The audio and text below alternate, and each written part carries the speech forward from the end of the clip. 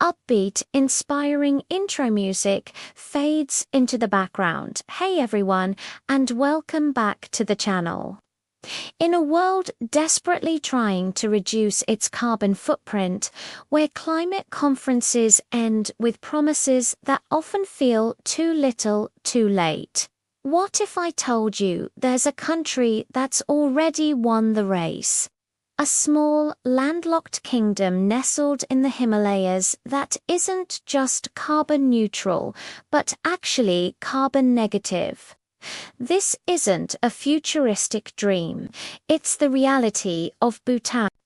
So, how did this tiny nation achieve what the world's superpowers are still struggling with? Stick around, because the story of Bhutan is a powerful lesson in wisdom, foresight, and what it truly means to live in harmony with our planet. Bhutan's incredible achievement isn't an accident. It's the result of decades of deliberate, visionary policy. At the heart of it all is a unique development philosophy called gross national happiness, or GNT. While most of the world was, and still is, obsessed with gross domestic product, or GDP, measuring success purely by economic growth, Bhutan took a different path. GNH prioritizes the holistic well-being of its people and the environment over just making money. This philosophy has four main pillars: sustainable and equitable socio-economic development, preservation and promotion of culture, environmental conservation, and good governance. Notice how environmental conservation isn't just a side note. It's a core pillar, woven into the very fabric of the nation's identity and policymaking. So, what does this look like in practice? Let's start with the most visible part of Bhutan's strategy: its forests. The country's constitution mandates that at least 60% of its land must remain under forest cover for all time. Think about that for a second. It's written into their constitution. Currently, Bhutan surpasses this, with over 70% of its land covered in pristine forests. These aren't just patches of trees. They are massive, interconnected ecosystems that act as a gigantic carbon sink. These forests absorb over 9 million tons of carbon dioxide every year, while the entire country emits less than 4 million tons. The math is simple, and the result is profoundly beautiful: a massive carbon surplus. This commitment to forests is protected fiercely. More than half of the country is designated as protected areas, like national parks and wildlife sanctuaries. These areas are linked by biological corridors, which are basically highways for wildlife, allowing animals to migrate freely and safely between different habitats. This ensures biodiversity thrives and the entire ecosystem remains healthy and resilient. It's a holistic approach that understands that you can't just protect isolated pockets of nature. Everything is connected. But Bhutan doesn't just rely on its trees. The country has been incredibly strategic about its energy sector. Instead of turning to fossil fuels to power its development, Bhutan has harnessed the power of its many swift-flowing rivers. Almost all of the country's electricity is generated by hydropower. This clean, renewable energy powers homes and businesses across the nation. In In fact, Bhutan produces so much clean energy that it exports a significant portion to its neighbors, like India.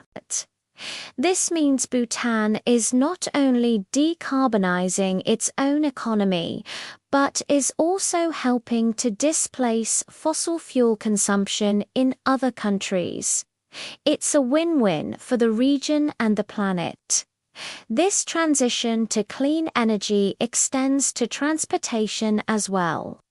The government is actively promoting the use of electric vehicles.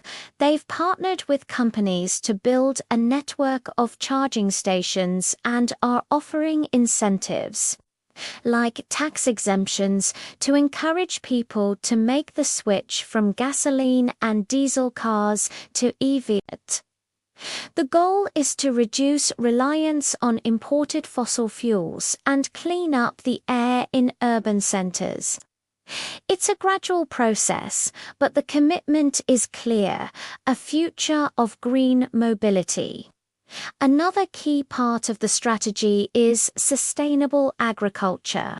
The government heavily promotes organic farming, discouraging the use of chemical pesticides and fertilizers. This not only keeps the soil and water clean, but also reduces emissions associated with producing and transporting these chemicals. Farmers are encouraged to use traditional, climate-resilient farming techniques that have been passed down through generations. This approach ensures food security while working in harmony with nature, not against it. It's about respecting the land that provides for them. So, how does Bhutan manage all of this? The secret lies in a powerful combination of visionary leadership and strong governance. For decades, Bhutan's monarchs have championed environmental protection. His Majesty the Fourth King famously said that gross national happiness is more important than gross domestic product. This guiding principle has been passed down and is now embedded in the country's democratic framework. Environmental clearance is required for any new project, whether it's building a road, a hotel, or a factory. If a project is deemed too harmful to the environment, it simply doesn't get approved. This ensures that development, when it happens, is sustainable and aligned with the nation's long-term vision. Education also plays a crucial role. Environmental awareness is integrated into the school curriculum from a young age. Bhutanese children grow up understanding the importance of conservation, learning about their country's unique biodiversity, and feeling a sense of personal responsibility to protect it. This creates a culture of environmental stewardship that permeates through society. It's not just a government policy, it's a shared national value. Of course, it's not all a perfect fairy tale. Bhutan faces its own set of challenges. As a developing nation, there is pressure to grow the economy and improve living standards. There's the temptation of mass tourism and the challenge of managing urban growth. Climate change also poses a direct threat, with melting glaciers in the Himalayas creating a risk of catastrophic floods. But what sets Bhutan apart is its unwavering commitment to navigating these challenges through the lens of gross national happiness. The world has a lot to learn from Bhutan. It shows us that it is possible to prioritize the well-being of people and the planet alongside economic progress. Bhutan proves that being underdeveloped is not an excuse to pollute.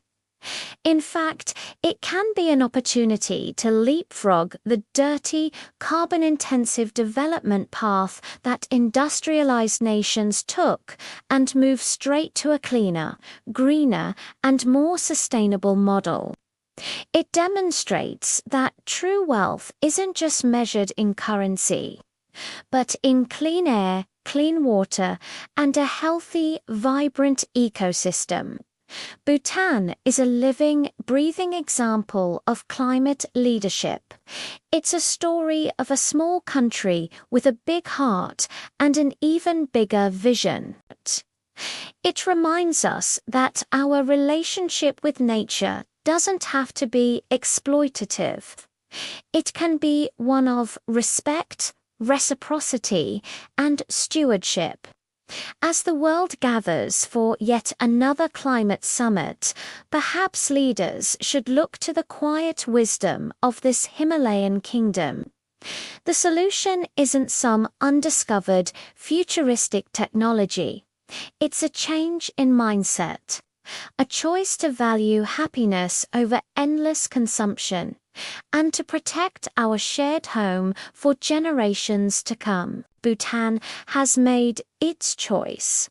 The question is, when will the rest of us? Thanks so much for watching. What do you think about Bhutan's approach? Let me know in the comments below.